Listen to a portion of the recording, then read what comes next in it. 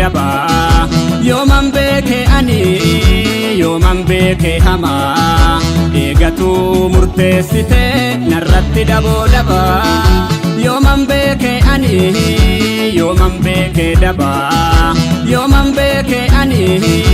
yooman beeke hama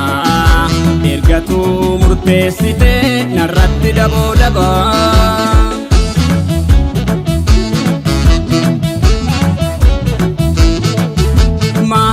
maalimu me maal jedhu kee kana eenyutti waa himu furtoon na beekee kanaaf maal jedhu maalimu me maal jedhu kee kana eenyutti waa himu furtoon na beekee kanaaf harri boruu miti obseetumaan si eega haaqni cubbuu miti buleetumaan eeggadha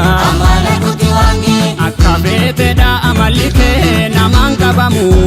aga yoomittan turaree asin jiramu of deebista jedhee tan obsee arraansi ga'e atis benu karaa qabatte anas na ga'e